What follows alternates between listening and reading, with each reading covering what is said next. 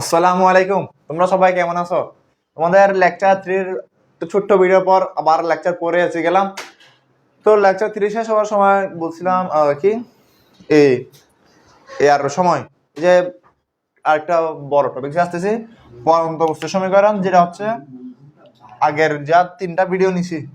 আগে 3টা ভিডিও বললো এইগুলো কারণ তো অর্ধেক পরিচিতি আছে। তো লাস্ট ভিডিও সূত্রের পরিচিতি, আর এটার হচ্ছে লাস্ট 3টা যে 3টা কাজে লাগতো। এটা এই ক্লাস লেকচার 4টা যে ম্যাথগুলো সেগুলো আলাদা কাজে আসবে, মানে ওগুলোর ম্যাথ আলাদা।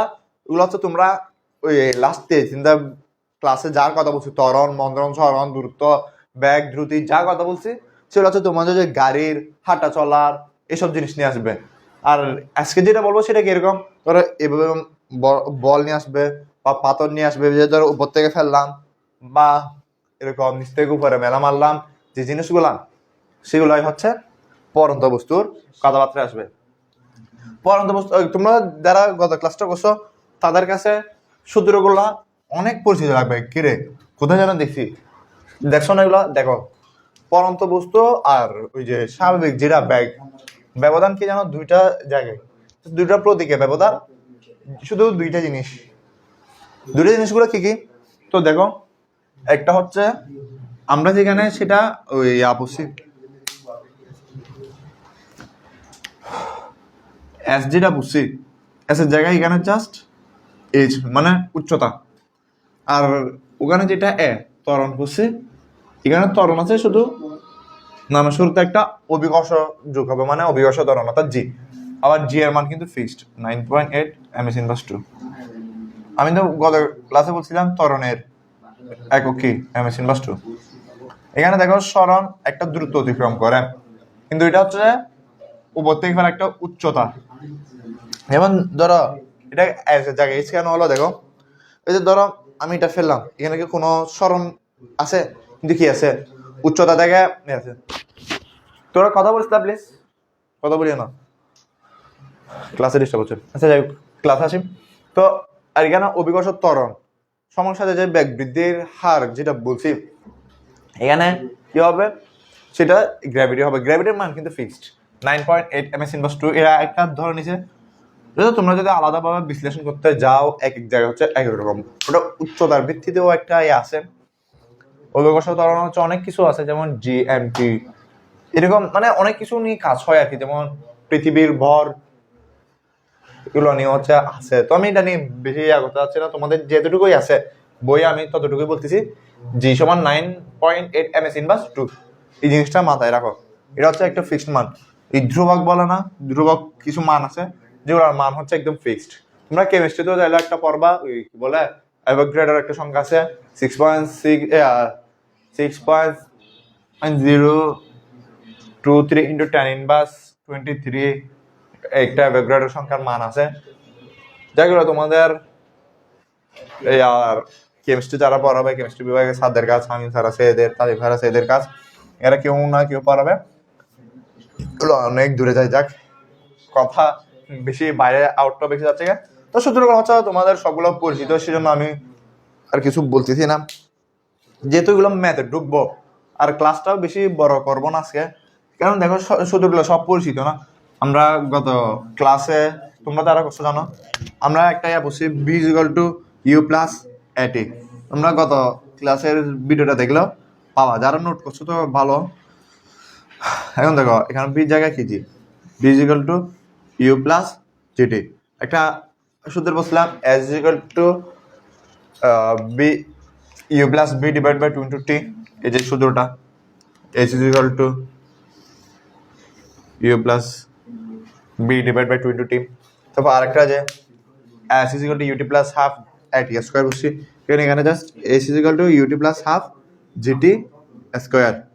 আরেকটা তোমাদের সূত্র দেখাইছিলাম যে মেইন সূত্র, যেটা কি কোনো সময় ছাড়াই, যেমন দেখো সময় আছে সময় আছে সময় আছে, এটা দেখি সময় আছে গত ক্লাসে বলছিলাম, কিন্তু মনে করে দেখো সময় নাই। বি স্কোয়ার যেগুলো এ স্কোয়ার প্লাস 2 জিএইচ, এগুলো সব কিন্তু কিরকম পরন্ত বস্তুর সূত্র, এগুলো সব পরন্ত বস্তুর সূত্র।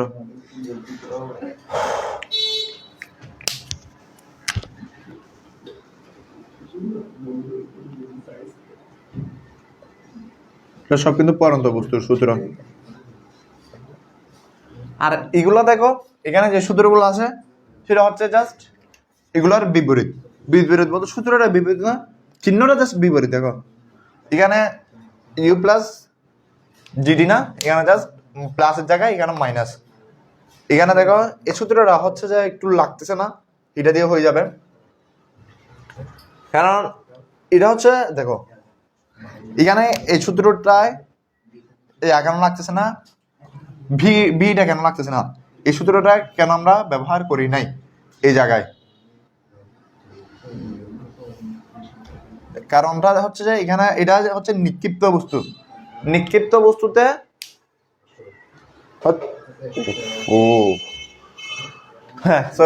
নিক্ষিপ্ত বস্তু হচ্ছে লাগে না, বিটা হচ্ছে লাগে না। তো দেখো এটা নিক্ষিপ্ত বস্তুর সূত্র, সব জাস্ট এর বিপরীত। আশা করি তোমাদের আর বলতে হবে না। যদি বলতে হয় তোমরা একটু জাস্ট যদি না বোঝো হালকা ক্লাসটা টেনে আবার করে আসো। যদি কেউ লেকচার 3 না করো বা 1 থেকে এগুলো করে না আসো, তাহলে এগুলো কিন্তু কিচ্ছু বুঝবে না। কারণ একটার সাথে একটা ক্লাস কি রিলেটেবল, তোমরা সব হচ্ছে দেখছো আশা করি। সব নিক্ষিপ্ত বস্তুর সূত্র।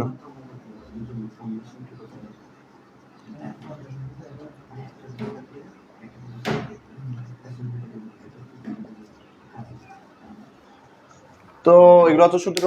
আমরা হচ্ছে এই চ্যাপ্টারটা শেষ করার জন্য বড় ধর আর 2টা ক্লাস লাগবে, ফার্স্ট হলে 3টা যেতে পারে। আর ক্লাস হচ্ছে আর লেন্দি করবো না, কেন আমরা হচ্ছে ছোট ছোট ক্লাস দিচ্ছি তো সেই জন্য এতগুলা ক্লাস হয়ে গেছে। তার লেকচারটা সর্বোচ্চ 7-এ যেতে পারে, চেষ্টা করবো 6-এর মধ্যে শেষ করে দিতে। 7 যাবে আর কি, বেশি দিন লাগবে না এমনি, আর কয়েকদিনের মধ্যে ক্লাসটা করে দিব। তো 6 আর 7 লেকচার হয়ে যাবে। তারপর দেখো এখন এই চ্যাপ্টার মধ্যে আরেকটা জিনিসটা বাকি আছে, সেটা হচ্ছে গ্যালিলিওর সূত্র। তো এখন পরন্ত বস্তুর সূত্র যেগুলো আছে সেটা হচ্ছে এগুলোর একটা একটা বিপরীত। তো আমরা এখন গ্যালিলিওর সূত্রটা নিয়ে কথা বলবো।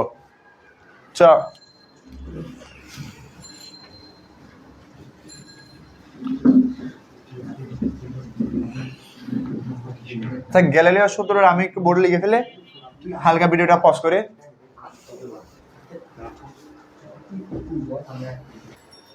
তো একটু ব্রেক নিয়ে নিলাম আর কি। তো লেখাগুলো এত বড় লেখাগুলো যদি আমি লিখতাম ক্লাসটা তো মনে হয় 1 ঘন্টা যাইতো গা, তো সেজন্য লেখা লিখতেছি না।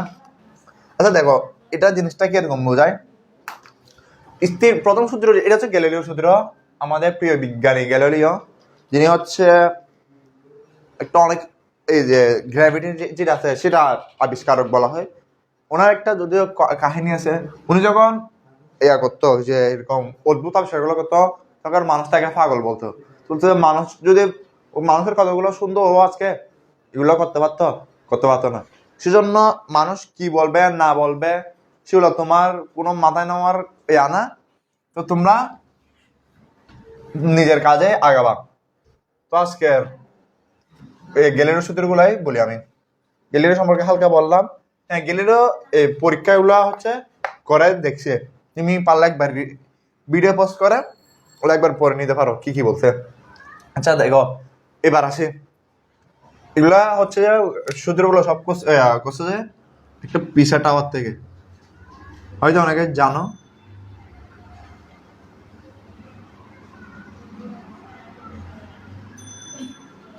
পিসা টাওয়ারে হচ্ছে যাই ইয়াগুলো হচ্ছে পরীক্ষাগুলো করছে। পিসা টাওয়ারটা হচ্ছে এখনো আছে, সেটা একটু হেলে পড়া। যেমন আমরা আচ্ছা পিসা টাওয়ারের আমরা হচ্ছে ইতিহাস না করে আপাতত তারপর একটু বলা কি, কারণ বিল্ডিং গুলো এরকম সোজা হয় না, সোজা হয় না, কিন্তু পিসা টাওয়ারটা হচ্ছে হালকা এরকম বেগানো, কিন্তু এখনো পড়তেছে না জিনিসটা। যাই এরা খুব অদ্ভুত জিনিস। তো সেইটার সাথে জড়িয়ে আছে গ্যালিলিওর স্মৃতি বিজড়িত টাওয়ার। পিসা টাওয়ার হচ্ছে এই সূত্রগুলো। প্রথম সূত্র কি, স্থির অবস্থান ও একই উচ্চতা থেকে বিনা বাধায় পরন্ত বস্তু সমান সময়ে সমান পথ অতিক্রম করে। অর্থাৎ দেখো যেমন একটা জিনিস বলাই, কোনো টিস্যু আছে, অর্থাৎ টিস্যু আছে, আচ্ছা লাগবে না, না কি ক্লাস শেষ করে দে না ইয়াতে ধরো এটা হচ্ছে একটা ভারী বস্তু না মোবাইলটা, এই মার্কারটা হচ্ছে সেটা, ধরো এটা একদম হালকা একটা খালি প্যাকেট না, আমি যদি দুটোটা এইভাবে ছাড়ি দিই এটা ছাড়তে চাইলে আচ্ছা আচ্ছা সমস্যা নাই। স্যার আমি আমার মোবাইল ইয়া কি হুয়া না না আচ্ছা এটা দিন ঠিক আছে। ধরো এই কভার আর এই মোবাইলটা আমি যদি দুটোটা একসাথে দিকে পড়ে যাচ্ছে, তো যাই হোক মস্কারে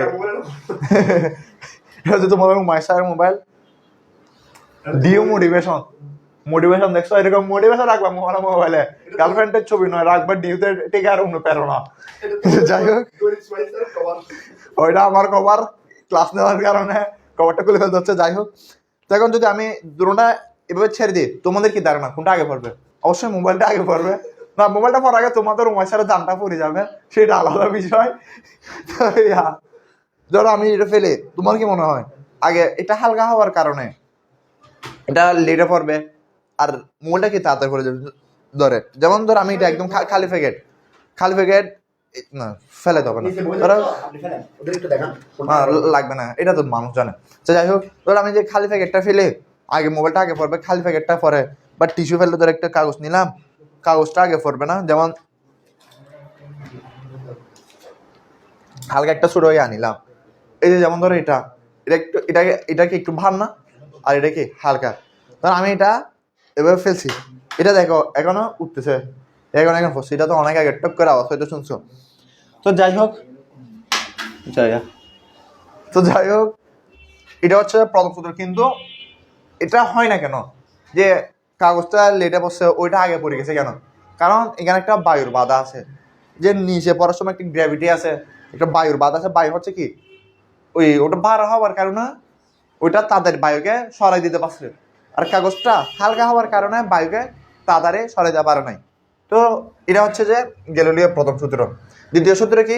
স্থির অবস্থান থেকে বিনা বাধায় পরন্ত বস্তু নির্দিষ্ট সময়, বস্তুটা লিখে আছে পরন্ত বস্তু নির্দিষ্ট সময়ে সময়ে প্রাপ্ত বেগ ওই সময়ের সমানুপাতিক, অর্থাৎ বেগ যে বেগে যাবে সময় ঠিক একই সময়, অর্থাৎ 1 ms বলে 1 মিটার, যতটুকু 1 মিটার পড়তে 1 সেকেন্ড সময় লাগবে, বাট 2 মিটার যেতে 2 সেকেন্ড সময় লাগবে, এরকম আর কি সমানুপাতিক। আরেকটা হচ্ছে স্থির অবস্থান থেকে বিনা বাধায় পরন্ত বস্তুর নির্দিষ্ট সময়ে যে দূরত্ব অতিক্রম করে তা ওই সময়ের বর্গের ব্যস্তানুপাতিক, অর্থাৎ এটা যে ফেলার সময় মানে ধরো দুটা স্থির অবস্থা থেকে একদম বিনা বাধায় ফেলতেছি, ফেলার সময় যেটা যে উচ্চতা অতিক্রম করবে সেটা হচ্ছে বর্গ, একটা সময় নিতে 1 মিটার পড়তে 2 স্কয়ার সময় যাবে।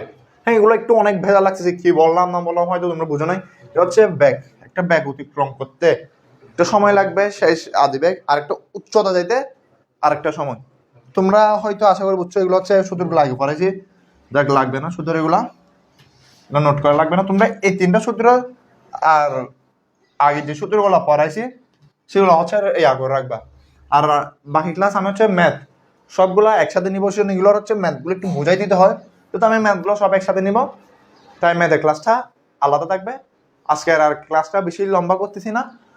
তো আসসালামু আলাইকুম ওয়া রাহমাতুল্লাহ। বলার আগে আরেকটা কথা বলে নি, একটু প্রমোশনাল ভিডিওটা যেটা বলছি ভিডিওর মতো প্রমোশনাল একটা কথা বলে নি, যারা ফেসবুক থেকে ভিডিওটা দেখতেছো অবশ্যই পেজ ফলো দিবা, তারপর যারা ইউটিউব থেকে দেখতেছো অবশ্যই চ্যানেলটা সাবস্ক্রাইব করবা, আর আমাদের কোনো ভুল বা আমাদের জন্য কোনো পরামর্শ থাকলে অবশ্যই কমেন্টে জানাবা। ধরো আমাদের কাজটা এরকম করা উচিত বা ওরকম করলে ভালো হতো, কোনো যদি পরামর্শ থাকে আদেশ নিষেধ আপনাদের সব ধরনের কথা আমরা শুনবো ইনশাল্লাহ। তো আপনাদের কোনো কথা থাকলে অবশ্যই কমেন্টে জানান, আমরা সেটা গুরুত্ব সহকারে নিব। আসসালামু আলাইকুম রহমতুল্লাহ।